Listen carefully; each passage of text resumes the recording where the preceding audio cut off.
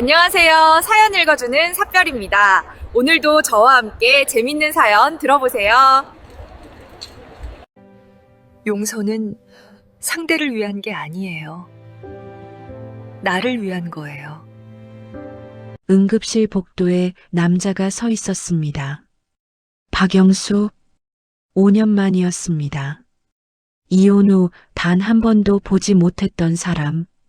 더 충격적인 건 그 옆에 있던 사람이었습니다. 휠체어에 앉은 젊은 남자. 그 순간 모든 진실을 알았습니다. 왜 그가 갑자기 이혼하자고 했는지, 왜 딸을 만나지 않았는지. 그날 이후 제 인생은 완전히 바뀌었습니다. 제 이름은 정미숙, 올해 62입니다. 5년 전 47에 이혼했습니다. 남편 박영수와 25년을 함께 살았습니다. 33세 만나 100일 만에 결혼했습니다. 영수는 제약회사 과장이었고 성실하고 조용한 사람이었습니다. 결혼 1년 만에 딸 소희를 낳았습니다. 평범한 가정이었습니다. 행복했습니다. 적어도 그렇게 믿었습니다. 20년이 흘렀습니다. 소희는 대학생이 되었고 영수는 부장이 되었습니다. 저는 50을 바라보고 있었습니다. 그해 봄 영수가 말했습니다. 여보, 이혼하자. 갑작스러운 말이었습니다. 이유를 물었습니다. 그냥 지쳤어. 인생을 다시 시작하고 싶어. 다른 여자가 있냐고 물었습니다. 아니, 그런 거 아니야. 그냥 혼자 살고 싶어. 믿을 수 없었습니다. 25년을 함께 산 사람이 갑자기 이혼하자고 했습니다. 석 달을 버텼습니다. 영수는 집을 나갔습니다. 딸 소희는 울었습니다. 법원 조정에서 영수는 모든 것을 포기했습니다. 재산 분할, 집, 예금, 위자료까지 주겠다고 했습니다. 단 빨리 이혼해달라고 했습니다. 변호사가 이상하다고 했지만 영수는 고집했습니다. 결국 이혼했습니다. 25년 결혼이 석 달 만에 끝났습니다. 그날부터 저는 혼자였습니다. 이혼 후 1년 저는 백화점 화장품 매장에서 일을 시작했습니다. 소희는 대학 3학년이었습니다. 영수가 학비를 보냈습니다. 매달 정확하게. 하지만 만나지는 않았습니다. 소희가 아빠를 보고 싶다고 했습니다. 전화해도 받지 않았습니다. 문자를 보내도 답이 없었습니다. 소희는 울었습니다. 2년이 지났습니다. 소희가 취직했습니다. 영수에게 알렸더니 축하한다는 짧은 답장만 왔습니다. 3년이 지나 소희가 남자친구를 데려왔습니다. 결혼 이야기가 나왔습니다. 영수에게 전화했습니다. 소희 결혼한대. 그래, 축하해. 시계 와야 하지 않아? 나는 안 갈 거야. 내 사정이 있어. 4년이 지나 소희는 결혼했습니다. 영수는 오지 않았습니다. 주례석은 텅 비어 있었습니다. 소희는 웃으며 식을 치렀지만 저는 알았습니다. 딸이 얼마나 슬픈지. 5년이 지났습니다. 5년 동안 한 번도 만나지 못했습니다. 왜 그러는지 몰랐습니다. 그냥 살았습니다. 딸과 함께. 어느 목요일 오후 백화점에서 일하고 있었습니다. 핸드폰이 울렸습니다. 소희였습니다. 엄마, 나 지금 응급실이야. 심장이 철렁했습니다. 갑자기 쓰러졌어. 회사에서. 서울대병원이라고 했습니다. 저는 택시를 타고 병원으로 달려갔습니다. 응급실에 도착했습니다. 소희는 3번 침대에 누워 있었습니다. 안색이 창백했습니다. 의사가 말했습니다. 과로와 스트레스로 인한 급성 빈혈입니다. 수액 맞고 안정 취하면 된다고 했습니다. 소희가 눈을 감았습니다. 저는 의자에 앉았습니다. 그때 복도에서 목소리가 들렸습니다. 남자 목소리, 익숙한 목소리. 커튼 밖을 봤습니다. 박영수였습니다. 5년 만이었습니다. 머리가 희끗해졌고 주름이 깊어졌습니다. 그런데 그는 혼자가 아니었습니다. 옆에 휠체어가 있었습니다. 휠체어에는 젊은 남자가 앉아 있었습니다. 20대 후반쯤 얼굴이 창백했습니다. 영수는 그 남자의 어깨에 손을 얹고 있었습니다. 괜찮아, 조금만 참아. 부드러운 목소리였습니다. 소희가 어렸을 때 아프면 그렇게 말했던 목소리. 똑같은 톤이었습니다. 영수는 휠체어를 밀고 진료실로 갔습니다. 저는 커튼 뒤에서 지켜봤습니다. 머릿속이 하얗게 비었습니다. 저 남자는 누구지? 불길한 예감이 들었습니다. 수액이 다 떨어졌습니다. 소희는 옷을 입었습니다. 응급실을 나가려는데 저쪽에서 영수가 걸어오고 있었습니다.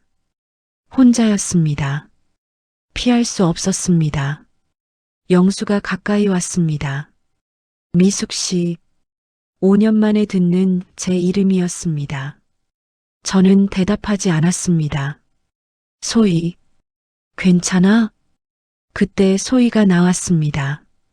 아빠, 소희의 목소리가 떨렸습니다.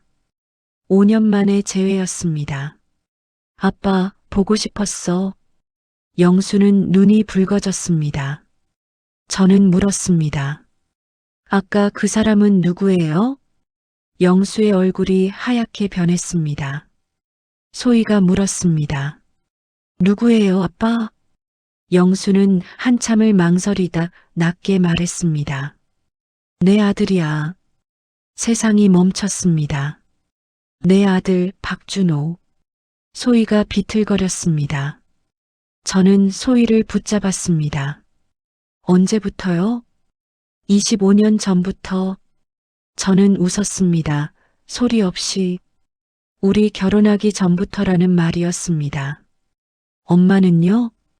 대학 동기야, 결혼 안 했어. 혼자 키웠어. 왜 숨긴 거예요? 영수는 대답하지 못했습니다. 준호가 아팠어. 백혈병, 5년 전에 발병했어. 그래서 이혼한 거예요? 치료비가 많이 들었어. 그리고 시간이 필요했어. 그래서 저희를 버린 거예요? 버린 게 아니야. 그럼 뭐예요? 선택이었어.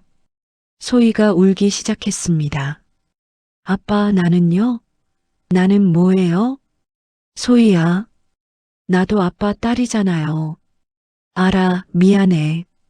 소희는 소리쳤습니다. 저는 소희를 안았습니다. 가자, 더 이상 볼 것 없어. 영수가 뒤에서 불렀습니다. 저는 돌아보지 않았습니다. 집에 도착했습니다. 소희는 방으로 들어가 문을 닫았습니다. 저는 거실에 앉았습니다. 모든 게 이해됐습니다. 왜 영수가 갑자기 이혼하자고 했는지, 왜 재산을 포기했는지, 왜 딸을 만나지 않았는지, 전부 그 아들 때문이었습니다. 우리는 방해물이었습니다.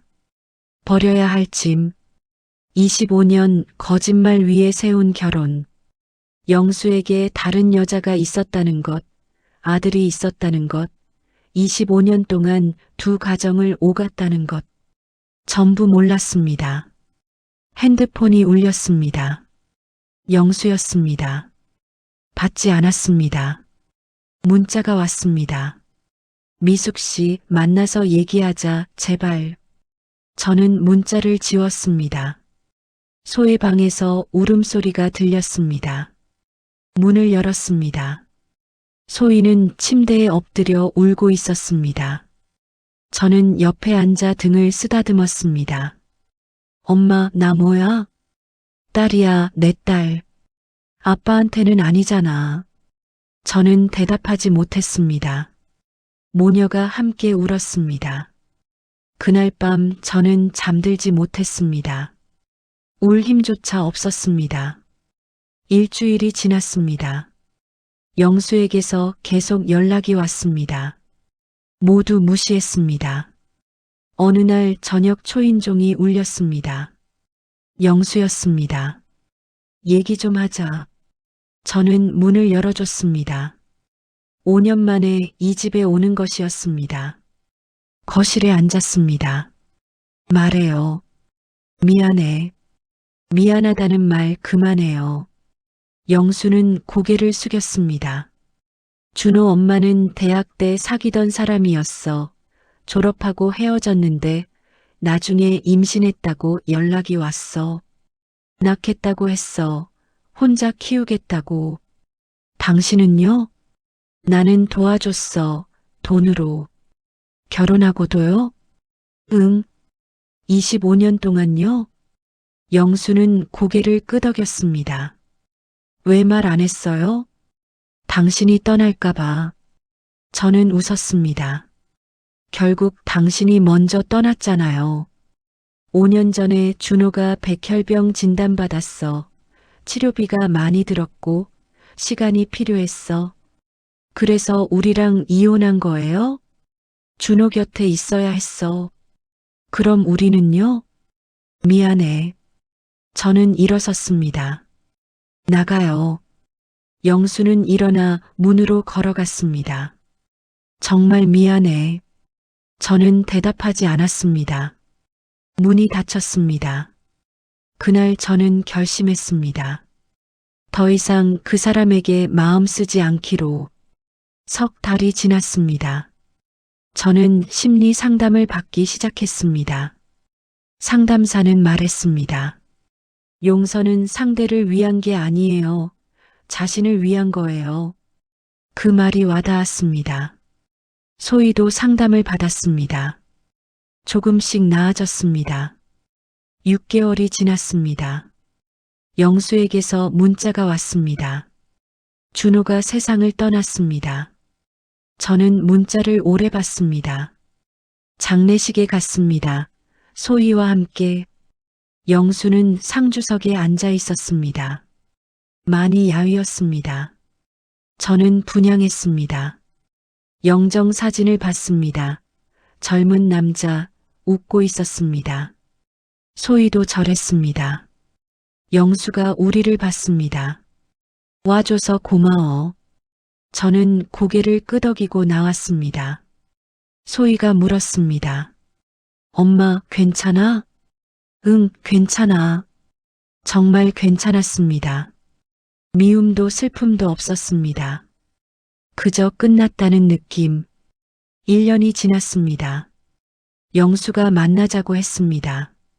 저는 만났습니다. 카페에서. 영수는 더 늙어 있었습니다. 용서해 줄 수 있어? 저는 잠시 생각했습니다. 용서는 이미 했어요. 제가 저를 위해서요. 고마워. 하지만 다시 시작할 순 없어요. 알아. 우리는 각자 길을 가는 거예요. 영수는 고개를 끄덕였습니다. 그날 이후 영수를 다시 만나지 않았습니다. 지금 저는 63입니다. 백화점에서 여전히 일합니다. 소희는 잘 지냅니다. 얼마 전 임신 소식을 알려왔습니다. 저는 곧 할머니가 됩니다. 새로운 생명, 새로운 시작. 인생은 계속됩니다. 영수와의 25년은 끝났습니다. 하지만 그게 전부는 아니었습니다. 그 시간 속에 소희가 있었습니다. 저는 배웠습니다. 용서는 자신을 위한 선택이라는 것. 인생은 언제든 다시 시작할 수 있다는 것. 이 이야기는 어쩌면 당신의 이야기일지도 모릅니다. 배신당했나요? 거짓말에 속았나요? 그래도 괜찮습니다. 용서하세요. 당신 자신을 위해. 그리고 다시 시작하세요. 저는 60에 새로 시작했습니다. 당신도 할 수 있습니다. 끝까지 함께 해주셔서 감사합니다. 구독과 좋아요로 다음 이야기도 함께 해주세요. 당신은 혼자가 아닙니다. 당신은 다시 시작할 수 있습니다. 감사합니다.